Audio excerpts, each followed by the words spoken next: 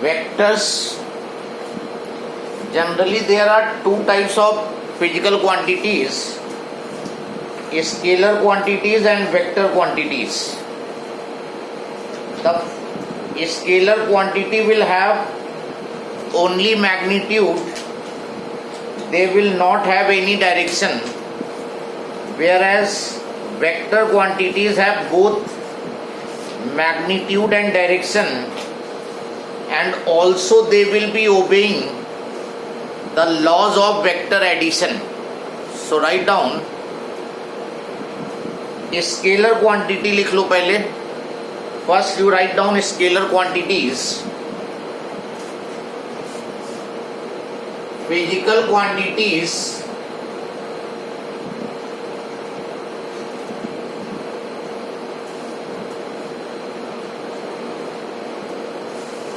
which have only magnitude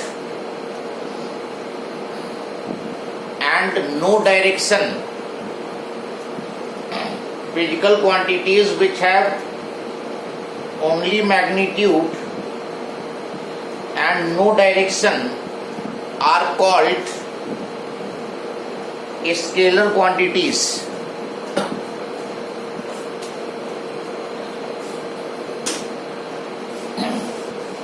example में mass, time, distance, speed, work, all these are scalar quantities.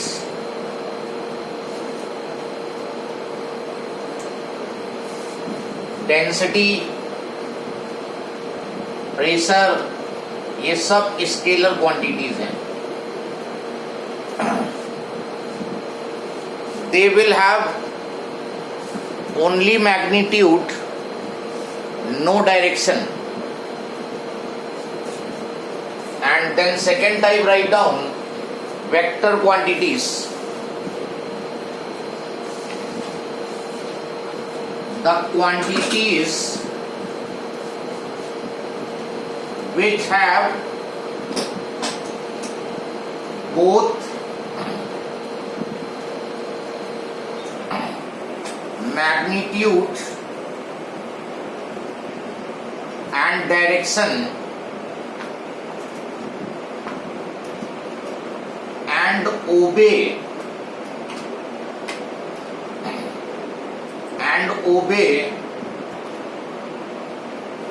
the triangle law of vector addition,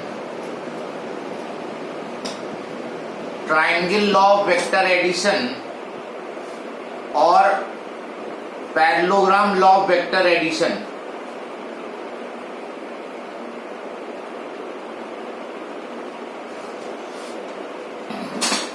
quantities जिनके पास magnitude भी होगा, direction भी होगा, और ये triangle law of vector addition और parallelogram law of vector addition अभी आगे पढ़ोगे, उनको ओबे करेंगे. वेक्टर क्वांटिटीज के एग्जाम्पल हैं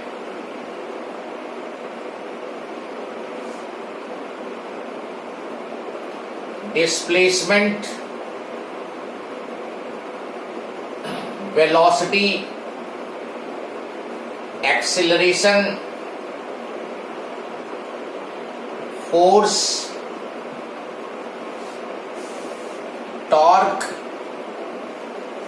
These are the physical quantities which will be having magnitude as well as direction, and they will be obeying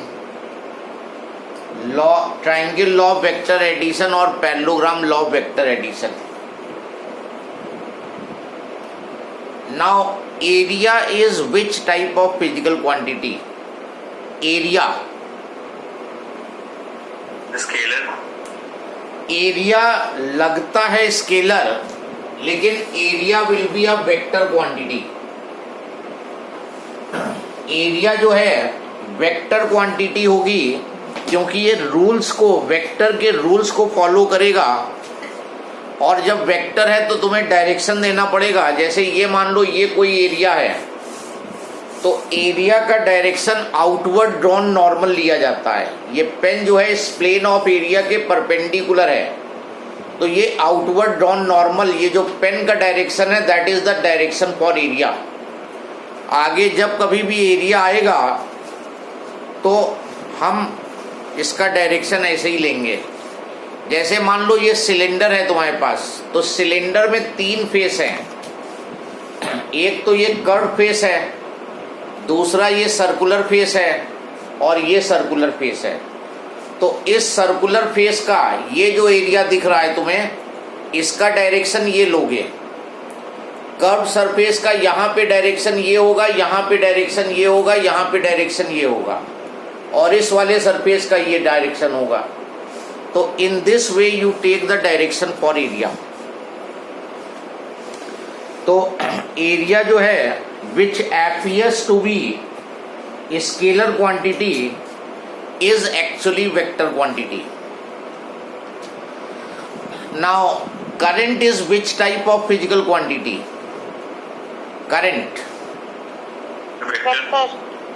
but it is a scalar quantity. ये दो काफी कंफ्यूजिंग होते हैं। करंट लगता है कि ये वेक्टर क्वांटिटी है क्योंकि करंट से डायरेक्शन एसोसिएटेड होता है, लगता है, लेकिन ये लॉ ऑफ पैरेललोग्राम और ट्रायंगल लॉ को ओबे नहीं करते हैं। तो करंट जो है वो स्केलर क्वांटिटी होगी, जैसे एरिया तुम्हारा वेक्टर बना है। तो ये दो कंफ्यूजिंग होते हैं। Area is vector quantity and current is scalar quantity. जितनी भी वेक्टर क्वांटिटीज हैं, जब इनको स्टडी करेंगे तो वेक्टर की तरह डील करेंगे, और जब स्केलर क्वांटिटीज आएंगी तो उनको स्केलर की तरह डील करेंगे। जब वेक्टर्स आएंगे तो हम डायरेक्शन के साथ डील करेंगे, और स्केलर में डायरेक्शन होगा नहीं तो कोई प्रॉब्लम ज़्यादा नहीं होती है। देन रिप्रेजेंटेशन ऑफ वेक्टर, किसी वेक्टर क्वांटिटी को how you will be representing. Now any vector quantity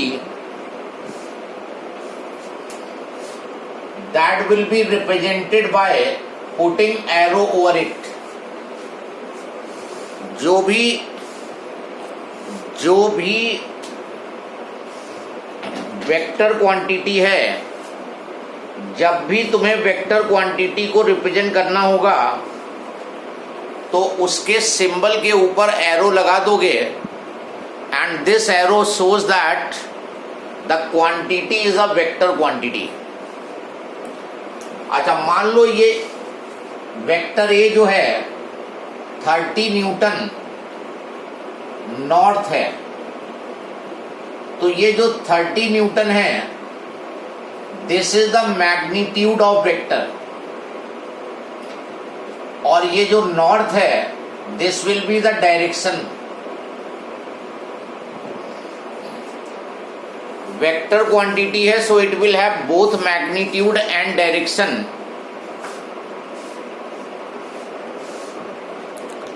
और मैग्नीट्यूड जो यहां पे लोगे 30 न्यूटन हो गया, डायरेक्शन नॉर्थ हो गया, and magnitude is written by magnitude of vector A. अगर तुम्हें रिप्रेजेंट करना है तो दो वर्टिकल लाइंस के बीच में लिख दोगे। ये अगर दो वर्टिकल लाइंस के बीच में वेक्टर को लिख दोगे, that will be giving you the magnitude of vector.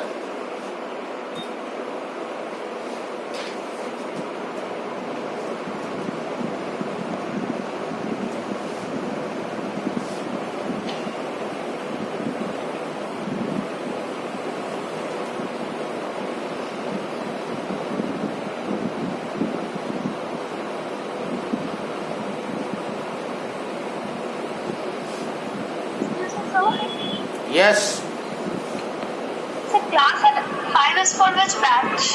Pardon? Say message that our coaching will be at 5. Priya Gupta, Yes sir. तुम्हें मैसेज चला गया क्या? Yes sir. वो गलती से चला गया. Your class will be at 6. Right? Okay sir. हाँ, Yes. ये 11 की चल रही है. Okay sir. Okay. So any vector quantity will be represented by putting arrow over it, and vector quantity मान लो 30 न्यूटन नॉर्थ है तो 30 न्यूटन उसका मैग्नीट्यूड हुआ और नॉर्थ उसका डायरेक्शन हुआ. अब जब मैग्नीट्यूड को रिप्रेजेंट करना है तो दो वर्टिकल लाइंस के बीच में लिख दोगे 30 न्यूटन, तो ये उसका मैग्नीट्यूड हो गया. नाउ इस वेक्टर को वेक्टर डायग्राम से रिप्रेजेंट करना है. Representation of vector by vector diagram. Vector diagram से अगर इस वेक्टर ए को तुम्हें रिप्रेजेंट करना है तो पहले तुम स्केल एज्यूम करो. स्केल एज्यूम करो 10 न्यूटन इज 1 सेंटीमीटर. स्केल ऐसी होनी चाहिए जो तुम्हारी वर्किंग एरिया के अकॉर्डिंग सुटेबल हो. जैसे यहाँ पर अगर 10 न्यूटन 1 सेंटीमीटर लेते हो तो 30 न्यूटन के लिए 3 सेंटीमीटर की लाइन होगी, और अगर 5 न्यूटन 1 सेंटीमीटर लेते हो तो 6 सेंटीमीटर की लाइन होगी. दोनों सुटेबल है तुम्हारे वर्किंग एरिया के लिए.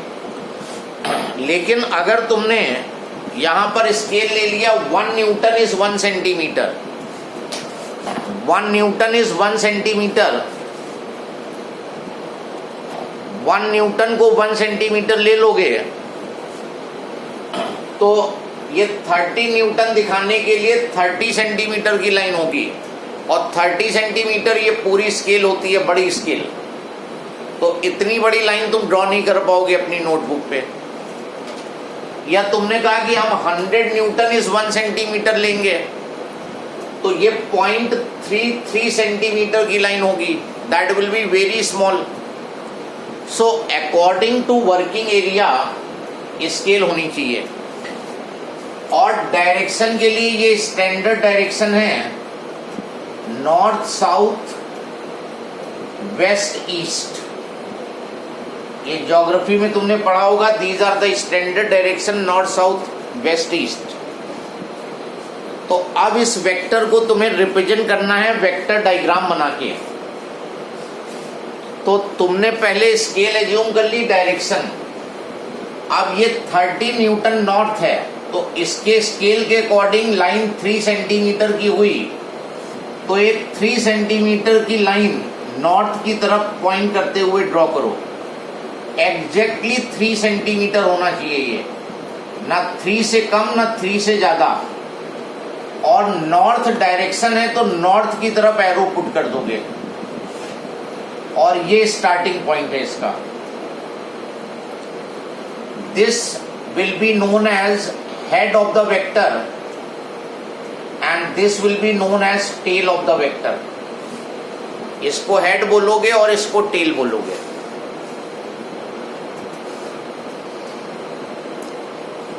Any problem? Yes? No sir. No. Now मान लो तुम्हें वेक्टर उसने दे दिया 100 सेंटीमीटर पर सेकेंड या 100 मीटर पर सेकेंड वेलोसिटी है तुम्हारे पास, 100 मीटर पर सेकेंड टूवर्ड्स ईस्ट. तो इसका मैग्नीट्यूड जो हुआ वेक्टर का वो 100 हो गया, और डायरेक्शन इसका ईस्ट हो गया. इसको वेक्टर डायग्राम से दिखाना है तो स्केल ले लो, 10 मीटर पर सेकेंड इज 1 सेंटीमीटर, ये भी ले सकते हो, या 20 मीटर पर सेकेंड इज 1 सेंटीमीटर। 10 मीटर पर सेकेंड से 10 सेंटीमीटर की लाइन होगी तो this much line you will be getting. Notebook में आराम से बन सकती है।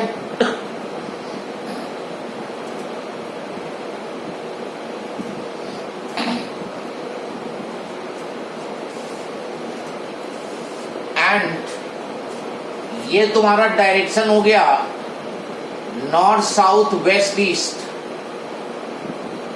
तो इस बार ये 100 मीटर पर सेकेंड मतलब 10 सेंटीमीटर की लाइन ड्रॉ करो, एग्जैक्टली 10 सेंटीमीटर की लाइन, और ईस्ट की तरफ है तो ईस्ट की तरफ एरो लगाओगे। ये starting point, this is the head of the vector and this is the tail of the vector.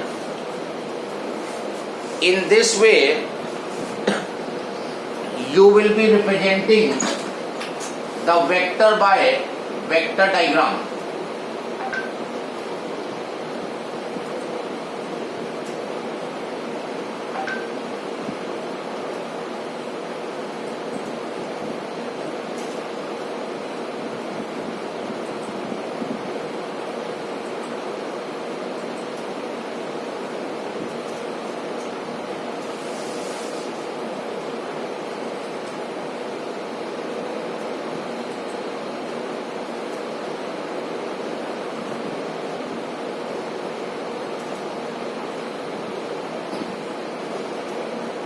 Any problem?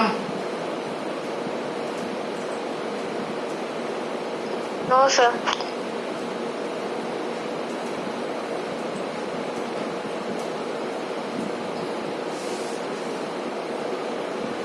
Then write down addition of vectors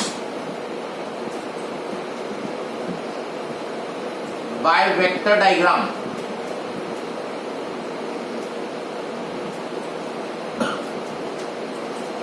Addition of vectors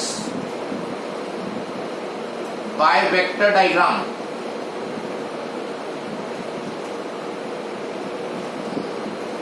How will you adding the vectors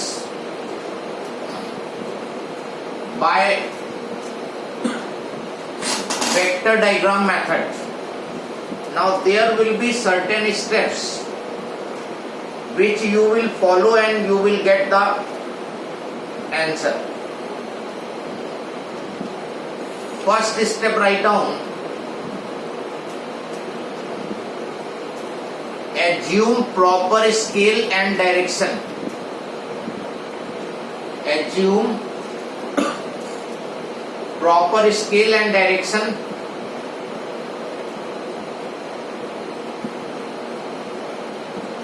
Second point,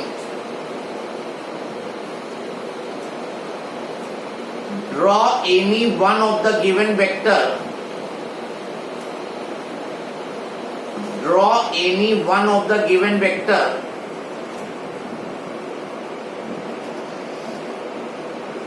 according to scale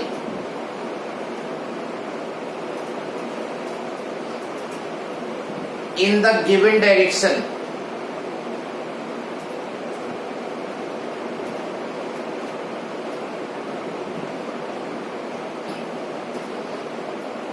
Draw any one of the given vector according to scale in the given direction.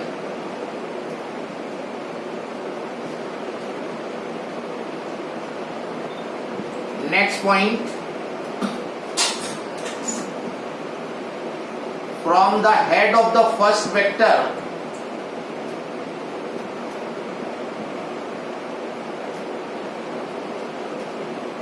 from the head of the first vector. The third point है। हाँ, एक बार repeat कर दें।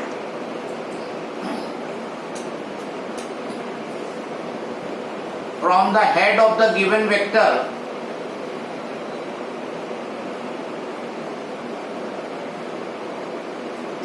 draw second vector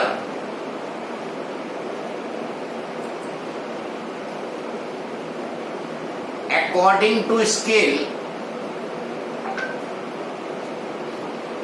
in the given direction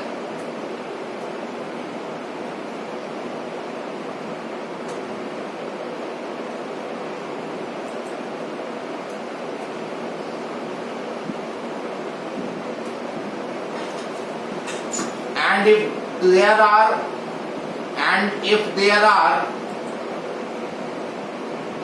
more vectors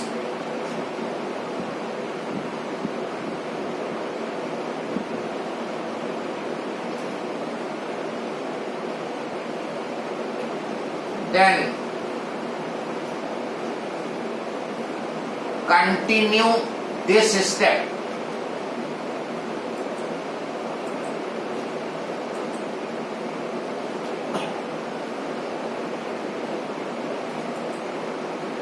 Next Sir, point, please repeat. if there are more vectors, continue this step.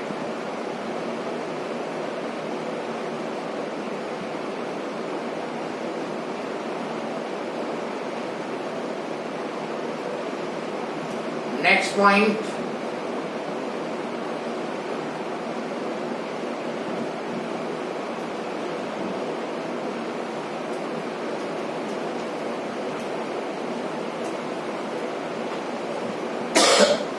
join the tail of first vector to head of last vector.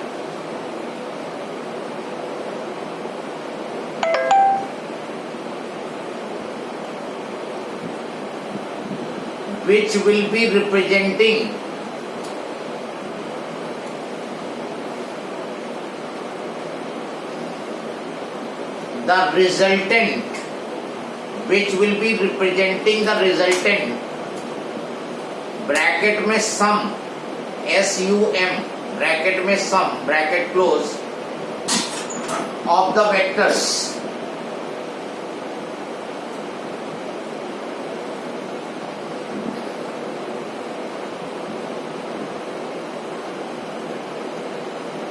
full stop. Measure its length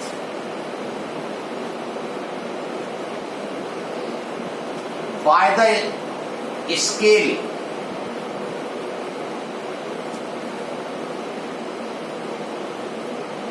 and multiply by scale assumed